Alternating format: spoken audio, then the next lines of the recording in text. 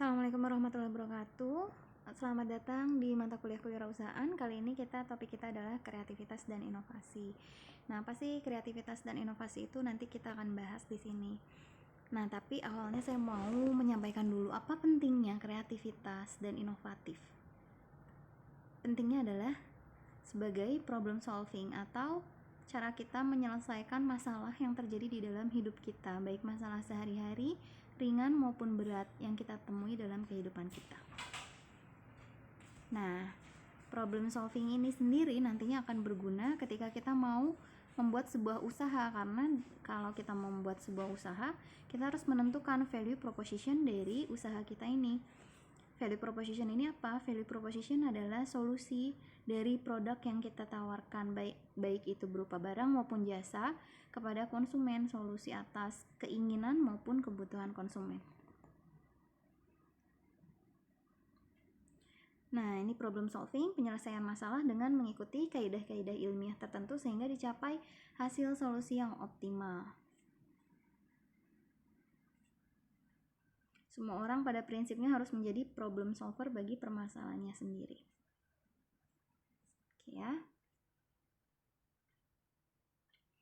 Tidak ada satu orang pun di dunia ini yang tidak memiliki masalah. Kita semua pasti memiliki masalah. Tinggal bagaimana kita menyelesaikan masalah kita tersebut atau bahkan menjadikan masalah kita ini menjadi sumber inspirasi usaha kita atau bisnis kita. Nah, di dalam berpikir kreatif ada dua jenis cara berpikir yang dimiliki manusia, yaitu berpikir dengan kritis yang biasanya menggunakan otak kiri dan berpikir inovatif dengan otak kanan. Nah, ini berpikir kritis oleh otak kiri, konvergen, vertikal, terfokus, objektif, analitis, verbal, dan linear. Sedangkan untuk berpikir otak inovatif itu menggunakan otak kanan, sifatnya divergen, diffuse atau menghambur, jadi abstrak gitu ya kalau tentang kreativitas dan inovasi, subjektif, generatif, visual, asosiatif, integratif. Nah, untuk menjadi seorang problem solver kita perlu keduanya, menyeimbangkan cara berpikir otak kiri dan otak kanan. Walaupun kita dominan salah satunya, kita tetap harus menggali dan belajar untuk berpikir dengan otak yang kita tidak dominan tersebut, sehingga lebih balance dan lebih maksimal di dalam kita menyelesaikan masalah-masalah di dalam hidup kita. Nah, apa itu kreativitas? Di sini ada banyak definisi menurut para ahli, bisa dibaca. Nah, menurut Howard dan Gardner, kreativitas adalah kecakapan individu dalam memecahkan masalah, menghasilkan produk, dan mengajukan serangkaian pertanyaan baru dan unik yang berbeda dari yang pernah diajukan orang lain. Jadi, kuncinya kreativitas adalah sesuatu yang baru. Nah, tapi sesuatu yang baru ini bisa benar-benar baru, bisa juga tidak benar-benar baru, tetapi pengembangan dari produk yang sudah ada sebelumnya. Nah, sumber pembangkit kreativitas itu ada intelijensi, personality, lingkungan, ilmu pengetahuan, momentum, dan pesaing. Ini semua membuat daya imajinasi kita menjadi meningkat, tapi yang paling utama adalah motivasi dari diri kita sendiri untuk mau berpikir kreatif. Nah, tadi kan menurut salah satu ahli itu kreatif itu memunculkan sesuatu yang baru yang belum pernah ada sebelumnya. Nah, belum pernah ada ini bisa benar-benar baru, mutlak, ataupun pengembangan dari produk yang sudah ada. Misalnya apa sih produk yang benar-benar baru tersebut? Produk yang benar-benar baru tersebut misalnya saat tab pertama kali ditemukan, pengembangan dari antara handphone dengan PC.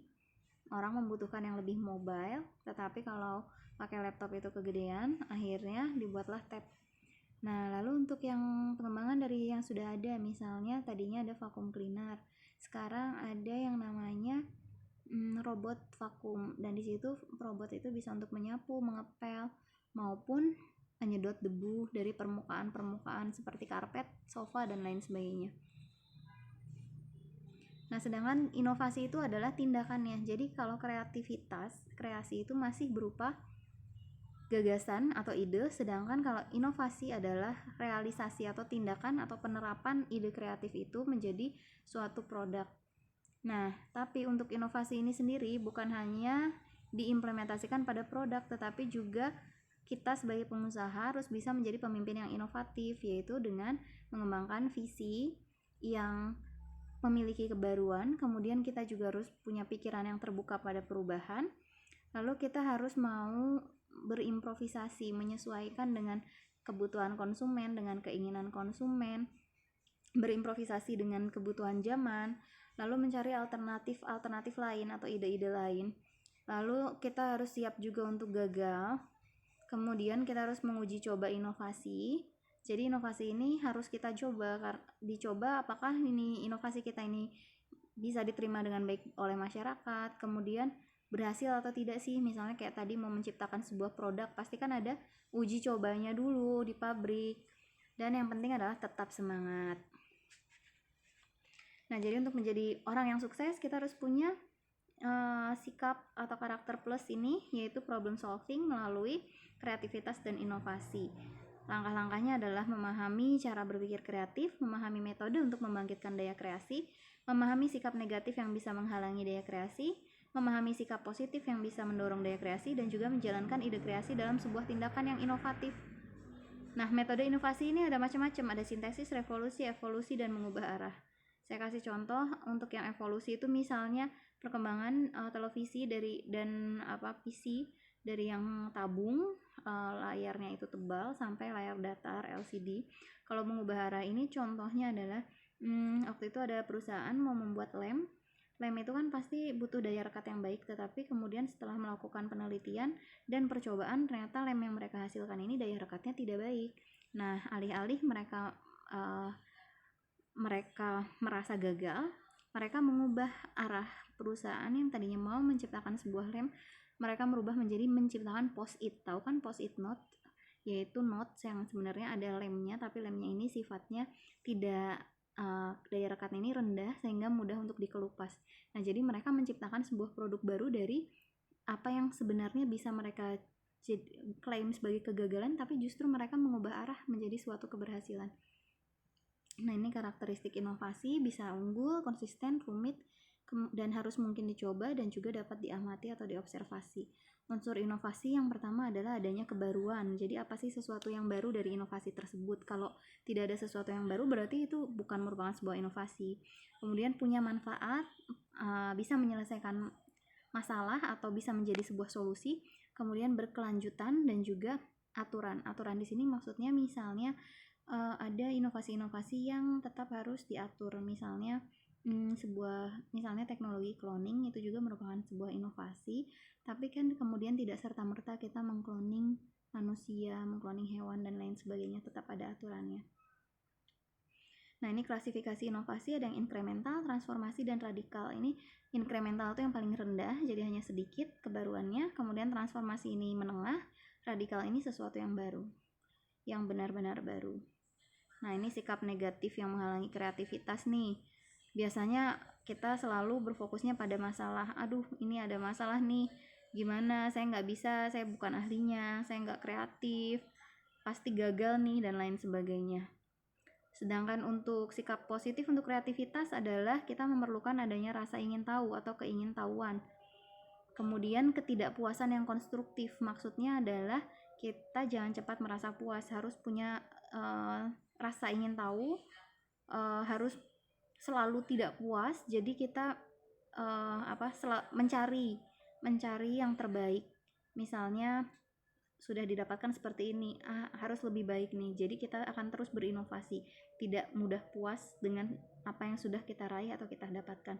Kemudian yang ketiga adalah tantangan. Kita harus bisa beradaptasi dan juga menjadikan tantangan ini sebagai kawan karib, sebagai sahabat. Jadi tantangan ini kita jadikan lecutan bagi kita untuk bisa lebih baik dari hari ke hari, untuk mampu berpikir kreatif dan inovatif. Jangan pernah ada rasa puas diri, karena itu akan membuat kita stuck dan tidak berkembang. Nah, intinya kita harus terus melatih otak kanan kita, karena otak kanan ini adalah pusat bagaimana kita mampu berpikir kreatif, berimajinasi. Jadi berimajinasi itu boleh, tapi imajinasi yang benar. belajar berpikir inovatif, kreatif, karena ini nanti akan sangat berguna di dalam dunia kerja maupun dunia usaha. Kalau teman-teman menekuni sebuah usaha, pasti nanti akan ada masalah-masalah yang datang. Bagaimana masalah-masalah ini tidak menjadikan teman-teman berhenti, tapi menjadikan teman-teman terus berinovasi dan meraih kesuksesan. Sekian dari saya. Wassalamualaikum warahmatullahi wabarakatuh.